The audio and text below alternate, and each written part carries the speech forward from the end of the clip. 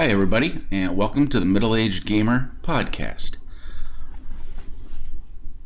I am known as Sims1976 on YouTube and on Twitch, and you can find me on Facebook at twitch.tv/Sims1976. I play games. We all play games. So I want to talk about games. And the purpose of this podcast will be to cover games of all types, from video games to mobile games, which I consider a different genre than video games, tabletop games like Dungeons and Dragons, card games such as Magic the Gathering, and board games. We've all grown up on some or all of these things. And still to this day, most people enjoy games of some sort. So I want to cover those things. I want to talk about them. I want to talk about their histories. I want to cover, current news and headlines about games. And that's what I want to do on a weekly basis. This week, I will just introduce myself and my history with gaming. And then we'll do some gaming headlines and some news. And then we'll close it out. And I will leave it up to you to leave comments, questions, concerns about the subject matter. And any going forward in next episodes, my thought process is I will answer questions up front and then go into the main subject for the day, and then cover some gaming headlines, and that'll be the end of pretty much every stream. That's the format I'm currently working on or at right now. So,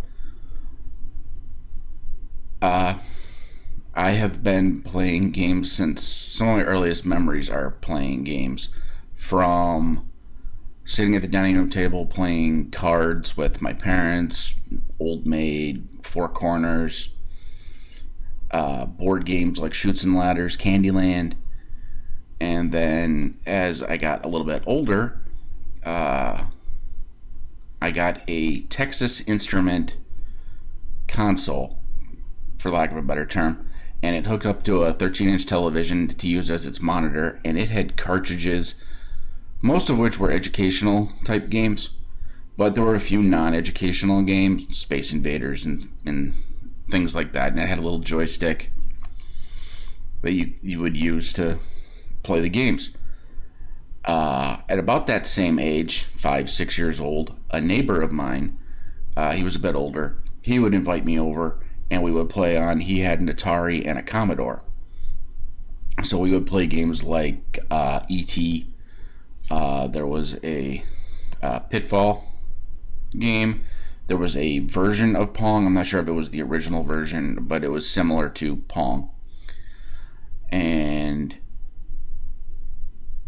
lots of other games like that. And I was just intrigued by it. Other board games as I got a little bit older that I really started to enjoy. And it's funny, I enjoy chess and checkers. I'm just not good.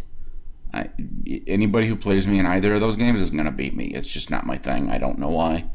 I just can't play them. But I enjoy playing them. And then there were games like Chinese checkers. And then when I was 11 years old, two major things happened. Two what I would call aha moments with games. First, I was introduced to Dungeons and Dragons by some friends. And to give a little context and back history, to go back a little bit, I was born with multiple birth defects, so I spent a lot of time in hospitals and on couches and beds recovering from procedures and tests and the such. So games became really important to me because it gave me something to do while I was recuperating and couldn't move around a lot, or if I was stuck in a wheelchair or just stuck in bed or at home for a week to 10 days sometimes to recover from procedures. So even simple games like solitaire really help me pass the time and help me recuperate and not get bored, especially as a kid, because when you get bored, you get in trouble. Let's just face it. But then when I was 11, a friend invited me over. It was somebody I went to church with and had grown up and went to school together as well. And I would stay over there overnight sometimes before church the next day, when they would take me to church and I would go home with my mom. So he introduced me to Dungeons and Dragons, and I just thought that was the greatest game ever at that point. I could sit there with my friends. We would hang out, drinking pop and chips and pizza and whatnot. And somebody would be controlling the narrative, the dungeon master, game master, depending on how you want to view it and what you want to call them. And then we would just react, and we would build these characters, and we could just use our imaginations. And we had, this was 2nd edition, this was right after 2nd edition, Dungeons and Dragons, or Advanced Dungeons and Dragons, had come out.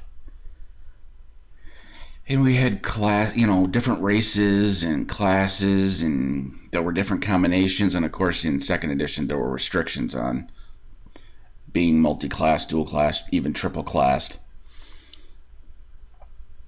But it was so much fun. And then as we got into it, and of course, when it first happened and we first started playing, it was right at the beginning. So we had the player's handbook and the Dungeon Master's Guide and the Monster Manual. But then more and more supplements to the game started coming out with more and more options, more and more monsters, more areas. Then they started to introduce campaign settings like the Forgotten Realms and Dark Sun. And it was so much fun because we could get together for, an overnight stay, when you stay over at your friend's place and do whatever. Well, we would play Dungeons and Dragons. And so everyone, we would kind of rotate on who was running the game. It was so much fun, and it literally, and I'll get into it in a little bit, changed my life a lot, in a lot of ways. And then about a year later, for Christmas, I got a Nintendo Entertainment System. A couple years after I think it launched in the United States in like 1985. I got it in 87, 88. It was either Christmas 87 or Christmas 88. I can't remember the exact year. And at that time, when you purchased a Nintendo Entertainment System, and you sent in the warranty card, I believe, you got a 3 or 6 month subscription to Nintendo Power Magazine. So I sat there, and my parents had bought me the one with the touchpad with the Olympic game, and of course Duck Hunt and Super Mario Brothers. So those games kind of introduced me to a console for myself that I could play around with and do things with. And I had a couple friends that had a Nintendo, so we traded games once in a while, and I got Legend of Zelda. And then in one of the Nintendo Power magazines, I remember it would always have foldouts in almost every issue, and it was usually a map to one of a world of one of the games. Well, in one of the issues, it was a fold-out map of Dragon Warrior 1, the entire map. And it didn't, give away anything, but it had, where all the cities and villages are, and it would just show their names and the various other places that you would go that had a name in the game, that they would tell you what it was called. And it just had all of that stuff plotted out. But then, 2 pages later, it was talking about Dragon Warrior 1, and it was showing you where you would go if you wanted to purchase this upgrade or that upgrade. And I was like, wow, that looks cool. It looks like Dungeons and Dragons in a video game. And it was the first time I had seen something that kind of, for me, correlated with Dungeons and Dragons. You have this character that you level up, and you get them better gear, and you get them items, and their spells, and you get to do different things. So it was like, Mom, I have to get this game. I have to get this game. I have to get this game. And so I ended up saving up my allowance for, weeks, a couple months. And apparently at some point, my mom had found that one of the stores, and I can't remember where it was, but there was a store kind of local to us that was selling it, and it was on sale for some reason. So she took me there, bought it, sat down. I spent so many hours playing Dragon Warrior 1 and loved it. And then for the following Christmas, my parents bought me Final Fantasy 1. And that just took it to a whole new level for me because, I don't know, you're working with multiple characters. And it was fun. It was a party. It was literally Dungeons and Dragons on the screen, and I loved it. It was my, and so it was kind of that aha thing of, these are the kind of video games I want to play. I enjoy them. I will always play these types of video games. And since then, I always have. So by this point, I'm in junior high, and you start doing sports and girls and relationship stuff, and going on dates. And so I spent a little less time with the games in the Nintendo, but I was still on my free time playing because I was my parents were very okay with me getting involved as much as I could in things. So when I was very young, I got thrown, literally almost thrown into a pool, and I loved it. So I swam my entire childhood as well. So when I could join the city rec team, they were happy. And they were like, go ahead. And then there was a private team while I was in junior high that was local. So we did that. And then I joined the high school team, and that took a lot of my time. So I spent a little less time with games, but still on my free time I was playing Dragon Warrior 1 and Final Fantasy 1. And then I can't remember what year I found it, because it wasn't like brand new game when I think I found it. It might have been a friend who showed it to me. It was a Nintendo game called Shingen the Ruler. And it was basically a tactics game, I think is what they're called now. And you were on one province in feudal China, and the idea was to take over all of the other provinces. And you would build your armies, and you would attack the people who were smaller than you, and get their resources and their guys, and then expand, and it just kind of kept going. But it would take a really long time to play. One of the things I realized pretty early on in the Nintendo era was I wasn't a really huge fan of those games that you could get and then like literally beat the day you got them. Like your Contras, and of course with the Contra code, everybody knew it, and it was in every magazine, and you'd get the infinite lives. I never got into those games for very long. I would play them. I had some of them once in a while, but it was never like, I want to play that game. It was always I wanted to do another board in Shingen the Ruler, or I wanted to do, a different type of leveling in Dragon Warrior 1 or Final Fantasy 1. So that got me into high school. And then, of course, while I was in high school, and this was pre-World Wide Web, a couple of the computers in the library had some basic, like, dungeon games on them. You were literally a little X on the screen, and you would move yourself around, and you would have encounters, and random encounters and monster encounters, and have to fight. So it was a very basic role-playing game without all the bells and whistles of the graphics. And it was still something I enjoyed because you leveled up and you put points where you wanted to, and you picked up items and compared them to the ones you had and said, okay, this one's better, so you'd put it on and switch out. And I enjoyed that sort of thing. So then my senior year in high school, so the fall of my senior year in high school, which was 1993, a friend had gone to camp somewhere, I think University of Michigan, and he had found this game that he just thought was great, and he wanted to show all of us. So one day we go in the library, and he had 3 starter boxes of Magic the Gathering, revised edition, 3rd edition, and he's like, here's a deck, here's a deck, and here's a deck. And so we just kind of looked at all the cards and read the basic rules. Of course, back in those days, the starter boxes came with a paper version of the rules. And he's like, you can read that if you want to, but I can teach you the game. And so we all just kind of, shuffled the cards and kind of played, and like there were two or three other people watching. And so then like I would tag out and somebody who was watching would then play the next game, and then we would watch it, and it was so much fun. And that was literally another one of those, okay, I want to play a game like this forever, because it was enjoyable. It was, and again, I always compare it to this, but I will.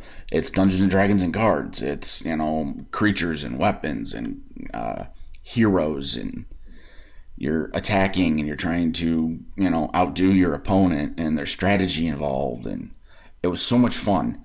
And so I ended up, and I still to this day play Magic the Gathering.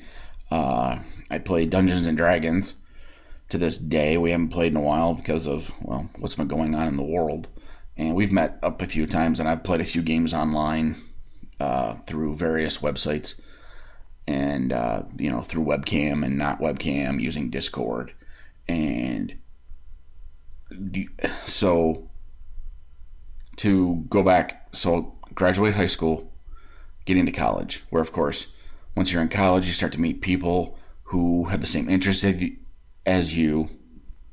And so I ended up in a club at local junior college that was all about role-playing games and the miniature games, Warhammer 40k, Legions of Steel, and we played Magic and Dungeons and Dragons. And at that time, I was introduced to Rifts and Champions, and I think there was another version called Superheroes and Supervillains, and there was a martial arts one, all under the Palladium Books system of character creation. And by this time, I had also played some other games that were like Dungeons and Dragons, in that they were, you created a character and you were in this world, but it had different rules and, in some cases, different ways of rolling dice. There were a few different games that used all die sixes for various things, or die tens. I think there's still a few games around, Werewolf, Vampire, and I think they use either die sixes or die tens. And so I got introduced to all this stuff, and I just thought it was amazing. And so through this club and all of the role-playing, we discovered this organization that at the time was called the Role Players Gaming Association, the RPGA. And they had a newsletter that came out called the Polyhedron. I think it was monthly. I still have some somewhere here in the house in bookshelves. And basically they ran what they called living campaigns for Dungeons and Dragons. Specifically, it was a campaign called Living City. And basically what you would do is you would create a character, and you would take that character to different conventions all over, the United States, or game days in your local gaming stores or in homes and whatnot. People could order the modules, and you would play through these modules, and you would continue to play through these modules with the same character. And, you were literally, your character became almost like a resident of this city called Ravensbluff. And that was so much fun to me, and I liked the system that they used. It wasn't to create characters, it wasn't dice rolling. It was point buy, so you could literally kind of put your character exactly where you kind of wanted to within the limits of the skill point system. Well, fast forward like year, half, 2 years, we've been playing in this living city, and I've done a bunch of things, and we had some local conventions and game days. And so I was reading one of the Polyhedrons, the one we had just gotten in. There was a big convention coming up in the winter. It was called Winter Fantasy. I think it's still around. It was usually held in January. And the first one that I was reading about, it was going to be in Chicago. And they needed judges for Living City. And if you would sign up and send an email to so-and-so and sign up to be a judge, as long as you judged X number of slots for the weekend, the convention starting on Thursday night, Friday morning, and then going all the way through Sunday afternoon in 4-hour blocks, as long as you did, I think it was four or five judging slots, they would pay for your hotel, your badge in to the and the badge into the convention center. And, that was a pretty significant savings. So I decided, yeah, that sounds great. So me and a couple of other friends decided to do the same thing at the same time. So we all signed up. We all got approved. We got sent packets for some stuff, and I think our modules were sent to us so we could print them out and read them ahead of time. So, we were prepared for the convention. And then it was in Chicago. It was at, I believe it was at the airport. It was at, I think, a hotel right outside the airport or right next to the airport. And I still remember to this day, it was so cool going into this huge convention center. It was basically just a bunch of hotel conference rooms or large banquet rooms. But there were so many people, and they were all interested in the same things I was interested in. And coming from a small town, I had people that I liked the same things I did, but it was a small scale. There was like 15 to 20 of us. And now you're in this convention center with thousands of people. And it was so cool. So I then spent the next about 10 years going around to all these conventions and running games of various types. Throughout the 10 years, they had come up with different campaigns. And I ran more than just one campaign, or was involved in more than one campaign, and was a player in more than one campaign. And I got to see parts of the United States I had never seen before. And while that's going on too, I'm playing in Magic tournaments, and of course that's a product that keeps coming out, so you keep buying the new cards because they've got new mechanics. And so that pretty much has continued the Magic and the Dungeons and Dragons. I stopped going to conventions when I started going seriously full-time school to get my degree in computer science because I just didn't have time. So since about my mid-20s, it's been a recreational thing to play Magic, play Dungeons and Dragons, play video games. I played World of Warcraft for 14 years pretty seriously. I was in a raiding guild that we would raid, 2 or 3 nights a week for 4 or 5 hours. And then you still had to be prepared, and I enjoyed that game. So I played a lot. I played in that game a lot. My first MMO experience was a game called Anarchy Online by Funcom. That was in 1999 or 2000, because I started playing that when I was in my very first apartment on my own. And since then, I've tried EverQuest and EverQuest 2, and I was a beta tester for the current, Star Wars The Old Republic, which is still around and putting out new content pretty much every year. And it seems like I've tried all of the MMOs. I enjoy them because there's the role-playing aspects of the game in that I level and I put points in skills and I get better gear and I do things to make my character better and my alliance or guild better. So there's the social aspect of that. Plus there's the social aspect of there's just people around and you party with them and, chatting starts or talking starts back and forth. And you get to meet people at least through the internet. And so I dabble in all of the various categories that hopefully I'm going to cover over the next however long for this podcast. I still play, occasionally we pull out board games. Settlers of Catan was the last one I played with some friends. We've played Risk lots of times. Monopoly's been around forever, and I can remember as a kid we would play Monopoly for like almost an entire weekend because nobody could win because it was just back and forth constantly.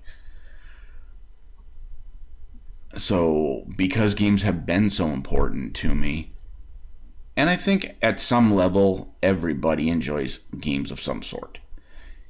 Even people who don't have a lot of free time because of work and family and other obligations, when you have free time, a lot of people play something. And especially now in the age we live in with technology and everybody's got phones and tablets with them, and if they travel, even if it's just, Candy Crush type games, on your phone while you're in an airport or you're on an airplane or you're traveling by train, car, or whatever.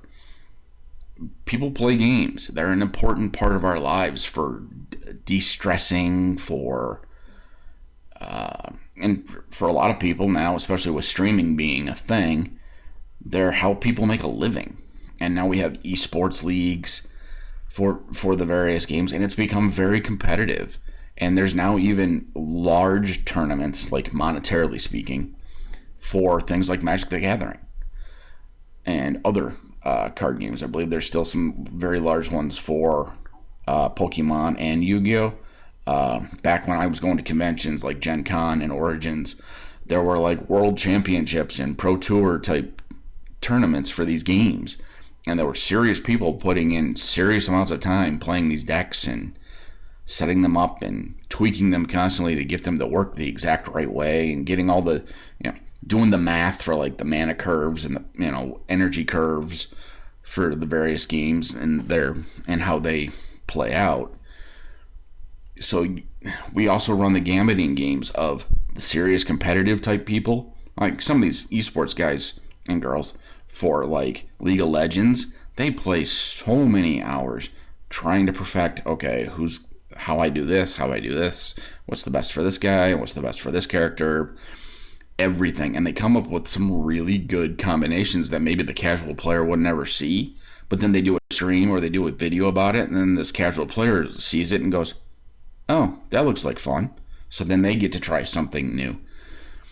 I casually play games like Diablo. The Diablo one was a great game for me back in whatever it was, 97, I think, 98. And then I've played all the Diablos since. There's been 3, and, well, with expansions, 5, I guess, if you want to call it that.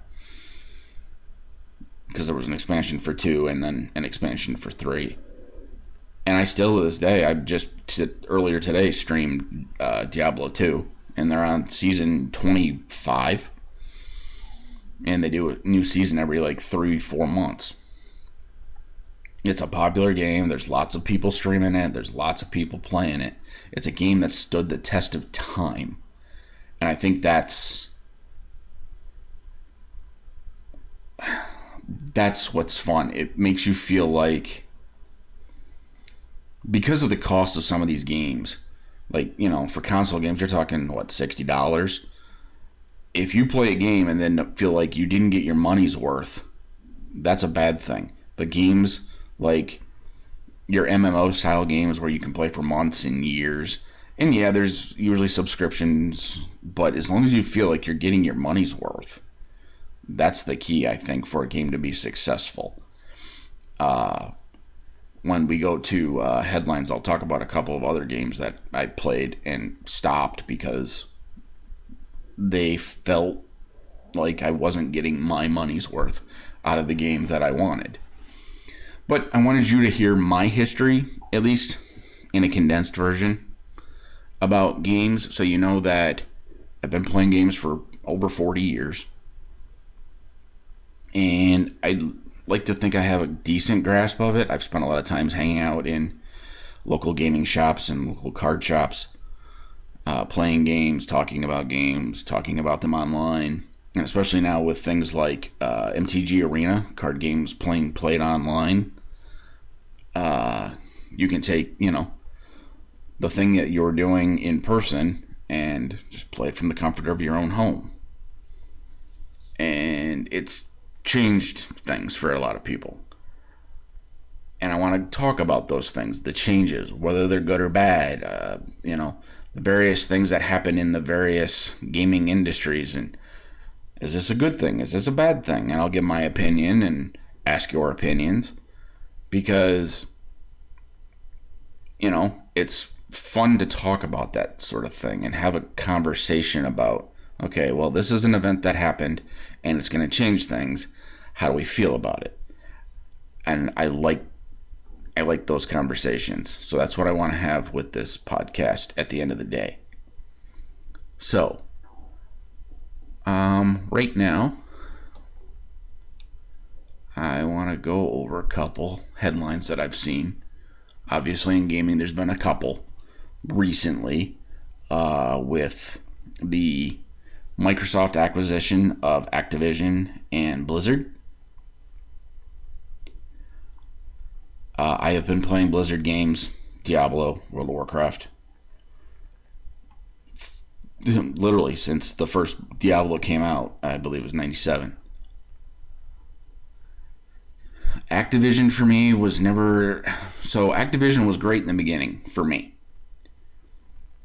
The Call of Duty games, I've always liked first-person shooter games as kind of that, like, relaxing. I have an hour or two so I can get through a level or two of something in a first-person shooter, single-player campaign type of deal. Back in the day, I played a lot of Tom Clancy's the Rainbow Six games as well.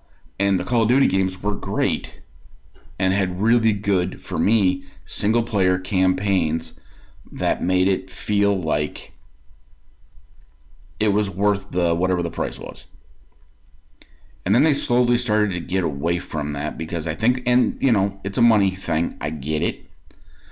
They were making more money based on the multiplayer stuff. So the single player campaigns became smaller and smaller to the point where I can't remember which one it was. It might have been Modern Warfare 1, maybe 2. It was basically the single player was basically just a tutorial, which took like maybe 2 hours total to play, and you were done. And then it was like, okay, here, now go into a multiplayer lobby, and that's not what I wanted to do. I've never enjoyed multiplayer first-person shooter games. I tried, Call of Duty a couple of times, didn't enjoy myself. I played Counter-Strike, wasn't my thing. I tried, Sony had one, PlanetSide. I just didn't enjoy my time doing those, so I don't do them. And so when I heard that Microsoft was buying Activision Blizzard, two things came to mind. One, with Blizzard games, there has almost always been server issues because so many people are playing their games that my first thought and hope was that because now hopefully that they get backed by Microsoft infrastructure and server structures, they'll be more stable and be able to,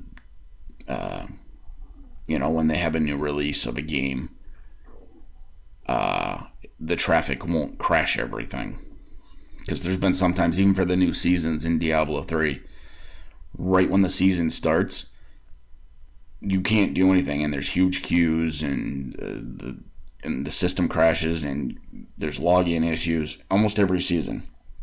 So I'm hoping that with the Microsoft backing, they can smooth some of that out. The other thing that came to mind was Activision with the Call of Duty games for me, and I'm not sure if it'll ever change because it's now kind of been Call of Duty is a multiplayer game.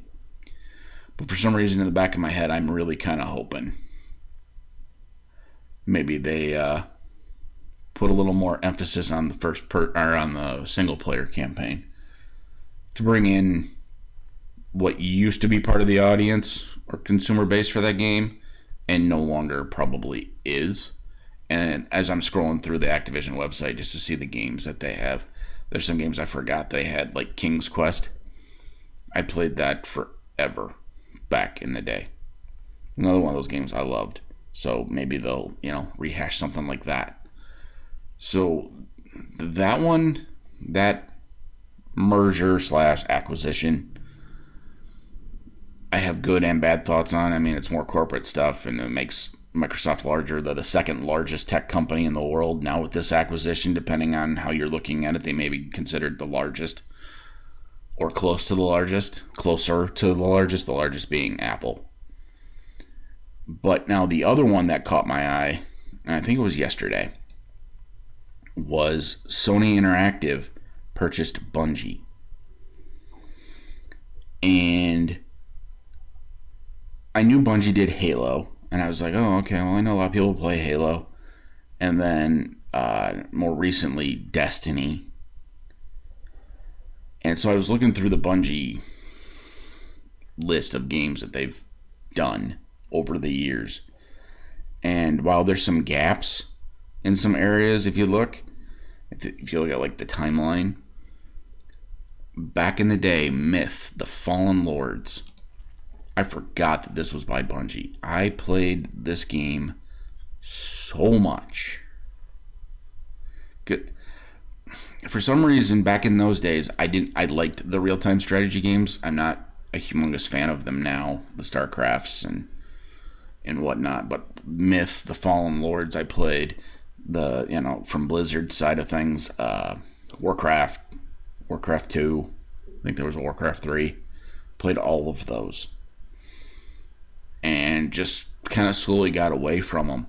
So the thing that worries me is Bungie has always been it felt like at least, a somewhat indie gaming company, even though they're not, and they're worth a lot of money. I mean, Sony paid $3.6 billion to acquire them. So they're not a small company. But I kind of hope that maybe Sony can help them update things, because I know I've seen a lot of complaints about Destiny and Destiny 2. Destiny 2 is the most recent, and then there's an expansion that came out a couple of years ago, I believe. And I've heard a lot of complaints about that sort of thing. So I'm hoping maybe Sony can look at it and help with that. But then I also hope that maybe they're going to continue, and I don't know if it's a thing that they'll continue, but I spent a lot of years with a lot of friends who had consoles. I've never owned a console myself, but I had friends who owned consoles. We would play a lot of Halo, and it was a lot of fun to hang out and play Halo and other games like that. So I'm interested to see where these two mergers kind of take old game titles and series, and maybe what they roll out as new stuff.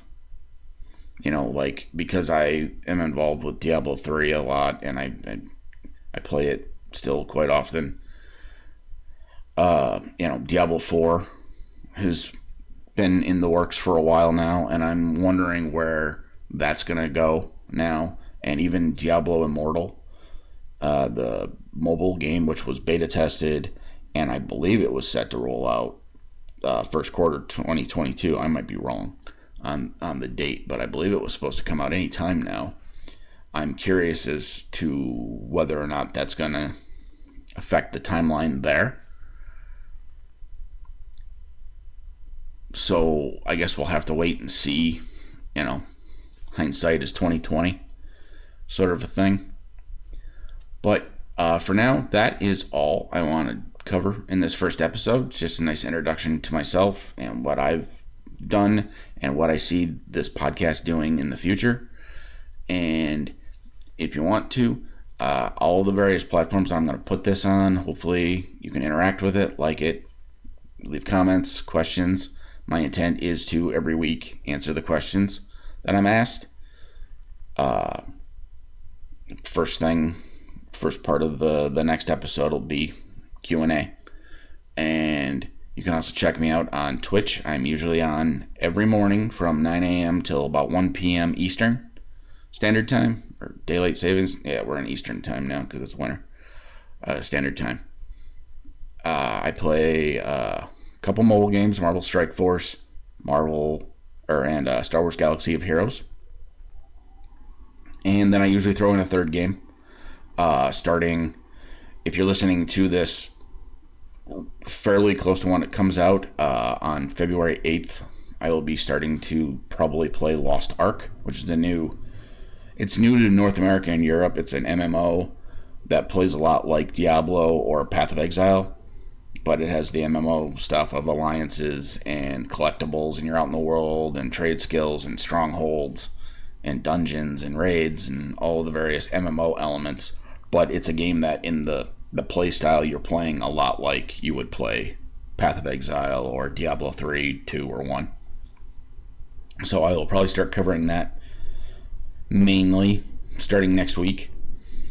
But I'll always have, Marvel Strike Force and Star Wars Galaxy of Heroes updates and play the certain game modes that are fun to stream.